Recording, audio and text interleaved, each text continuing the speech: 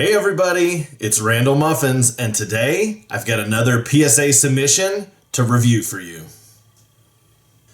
So this is my May submission. I'm getting it in a little later than I meant to, but I've been pretty busy lately. PSA did change last weekend the minimum order for their bulk submissions. They increased it from 20 cards to 50 cards. So I got this submission in and one more submission that I'll submit. I'll send in the cards. I already submitted it in the system, but I'll send in the cards next month and I'll go over that with you then. But then I'm going to have to start increasing my submissions to 50 cards. So I'll probably do them a little less frequently then. But so like I said in my April video, I try to do a good mix in my submissions of PC cards that aren't necessarily valuable, but I want them in PSA slabs for my displays. And then a few cards that I'm pretty confident that will get good added value from that I can sell to pay for the submission. And then a few cards that are kind of a long shot, but if they hit a 10, it'll really pay off. So we'll see what we got here. This is the Raichu GX. This is a reprint of the Shining Fates, Hidden Fates card. But this one is the Battle Academy deck version. So it's got the little Pikachu stamp right there with a 60. And that's how you know it was in the Battle Academy. So this is a different version than the Hidden Fates version. It's the same artwork, same attacks and everything. The only difference is the stamp. So again, I looked at these, cleaned them up, put them in semi-rigids and pre-graded them with what I think they'll get. I always try to do that before submitting. So this one I've got as a 9. I don't think it's a 10. This is a Alolan Raichu. It is the Black Star promo, but this is from the Battle Academy as well. This is card number 25 in Battle Academy. There's 2 copies of this card. And this one's stamped 25, and this one's stamped 56. So they are different cards in the PSA registry. And I have these both as 10s. So that would be awesome. If I can get a 10 on both of those, it's 2 more cards to my Raichu collection that are PSA 10s. Oh yeah. This is Charizard EX. Black Star promo, SV promo 56. I've got this one as a 10.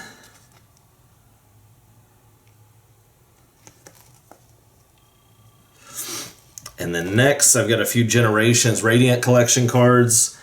I opened a ton of Generations. It was right when I was kind of getting back into Pokemon 10 or so years ago. And I had the entire Generations Radiant collection. I've since sold a couple of the bigger pieces, including the Pikachu, the Snuggle Pikachu. I think that's the only card that I'm missing now. But like I said, I had it, but I sold it. But here's Flareon EX from the Radiant collection. 2 copies. This first one I've got, I've got them both as 9s. But still in a 9, they're worth like almost $200. The Gardevoir EX. Again from Generations Radiant Collection. I have this first one as an 8. It's got like a, I don't know, some kind of damage up in that corner or where. It's right around the corner and a dot down here. So I've got that one as an 8. The next one I've got as a 9. I really like that card. And then the Mega. And again, this first one I've got as an 8. Just kind of wear in all the corners a little bit. a little more than what I think they'll grade a 9. And then this one I've got as a 9.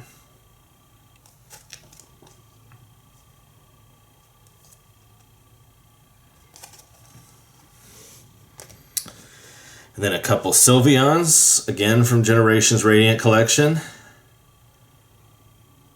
This one I have as an 8. This one I have as a 9. And I can't believe some of these Radiant Collection cards, the way that they've really skyrocketed the last 3 months or so. So this card in a PSA 10 is worth over $4,000 now. And I've just had a few copies laying around. I'm wishing that I had taken a little bit better care of them 10 years ago when I opened them.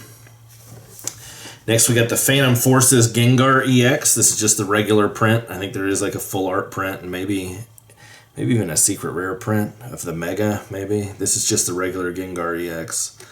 I've got this as a 9. It looks really clean, but it's definitely off center right to left. So not 10 worthy. But that's a really cool card, and Gengar is super popular right now with his Ascended Heroes cards and stuff, so figured that was a good time to grade it, even though, I mean, it'll be next calendar year when I get this submission back. It'll be in 2027 sometime, I would imagine. Because in addition to increasing the minimum submissions that you could do, or the minimum it took for a bulk submission, they also extended the turnaround time. So I think it's like 130 business day turnaround time, which is, 9 months. So I'll get these back in February. A couple Greninjas from the Elite Trainer box for Celebrations. Celebrations is getting popular again now that the 30th anniversary set's coming out this year. So this Celebrations, the 25th anniversary set, came out 5 years ago, and this was the ETB promo. And I had a couple of these in my April submission. I'm including a couple more in my May submission. Just hoping I get a 10. 10s are going for over $2,000 now. Blows my mind. It's the ETB promo. There's so many of these. I mean, I had 6 or 7 of these. But, yep, I've got these both as 9s, but if in the case I hit a 10, even as a 9, they're up to like $70 now in a 9. But, yeah, if I hit a 10 on any of them, then that'll more than pay for this submission. I got the Mega Diancie, Mega Attack Rare that I opened out of one of my Ascended Heroes products. You saw that if you've watched my videos from earlier this year, that opening. I have this one as a 10.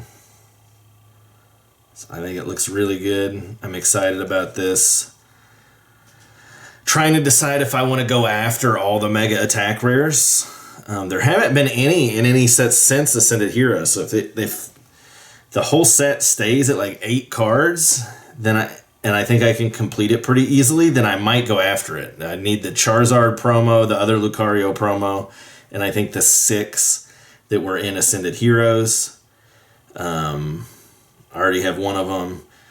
The Gengar might get a little expensive, but I think it's under $100 raw right now, so it's not terrible. I'll probably try to complete those. I just really like the Mega Attack Rares. I like that they've got the Japanese attack on it and just the style of them. I think they look really good in a display together, so I'll probably go after these, but we'll see if this one gets a 10. I have the Here Comes Team Rocket from Celebrations. This is one of the last cards that I need in a 10. I have it in a 9. I'd really like to replace it in a 10. It's not an expensive 10, but it's just one that is, for some reason, I haven't been able to find a good one on eBay to buy. So I have a couple of these. I picked out the one that I thought looked the best. I graded this a 10, so we'll see if I can get a real cheap 10, and if it comes back a 9, then I'll just go ahead and find one and pay whatever I need to finish the set. Yeah.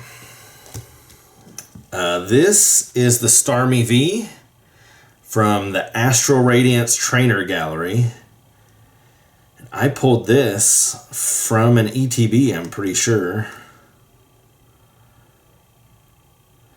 So I think this one looks really clean too. I've got this as a 10.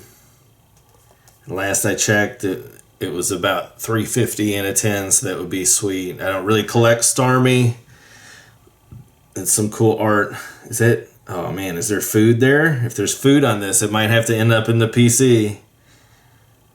But yeah, had this card for a while, ever since Astral Radiance was released, and just wanted to throw it in this submission. It should be, this is an example of one of those I get pretty good expected return on my, $30 that it costs to grade.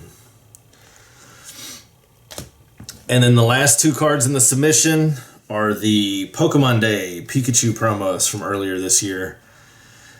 I think my first video from this year was opening up these Pokemon Day, or I opened up one Pokemon Day box. I think the first one I did as a practice and I didn't post it on YouTube, but the second one I definitely did. So these are the two Pokemon Day promos. This card's getting up there too. I think the 10 is worth like $700. And I mean, I picked these up at Target for $15 a piece, so that would be awesome if one of these hits a 10. I've got one of them as a 9, this first one as a 9, and I graded this one a 10. So that's another one that if it hits a 10, then it pays for the submission.